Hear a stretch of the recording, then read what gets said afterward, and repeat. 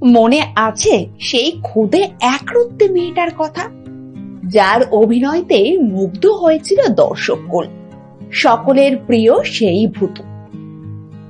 2015 সালে সম্প্রচারিত ভূতু সিরিয়ালের সেই ভূতুই সেই ছোট্ট ভূত, যাকে দেখার জন্য টিভির পর্দার সামনে বসে পড়তেন দর্শকরা।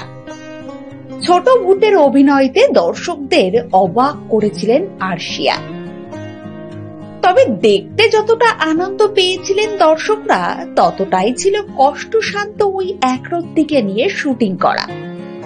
কিন্তু সেসব স্মৃতি একেবারেই ভুলে গেলেন আরশিয়া।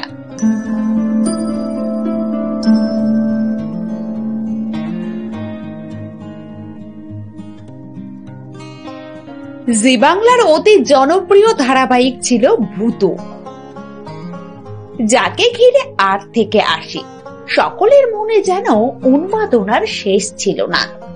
শুরু হতেই টিভির পর্দায় হাজির থাকতেন সকলে। অসামান্য অভিনয় করেছিলেন আরশিয়া মুখোপাধ্যায়, যে আরশিয়া এখন ক্লাস 7-এর ছাত্রী। ভূতু এতটাই জনপ্রিয় হয়েছিল যে হিন্দিতেও তৈরি হয়েছিল সিরিয়ালটি। মা ভাস্বতী মুখোপাধ্যায়ের সঙ্গে মুম্বাইতে পাড়ি দিয়েছিলেন সেই ছোট্ট মেয়েটা। তারপর অবশ্য কলকাতায় ফিরে আসে।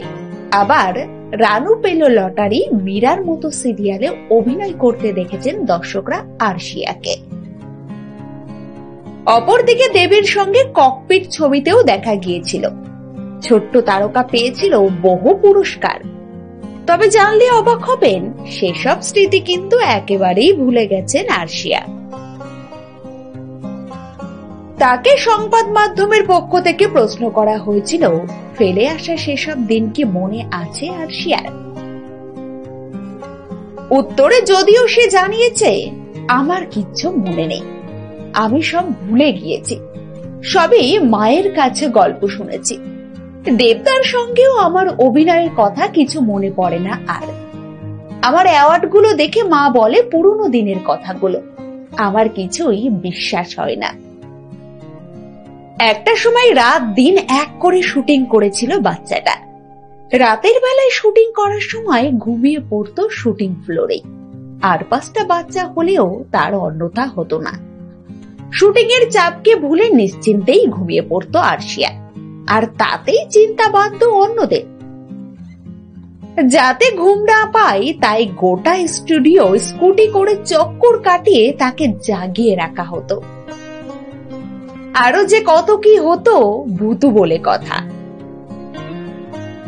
তবে সেসব আমার আপনার মতো ভূতু ওরূপে আরশিয়ার কাছেও আজ গল্প, কারণ সেসব পুরনো কথা ভুলে গেছে আরশিয়া।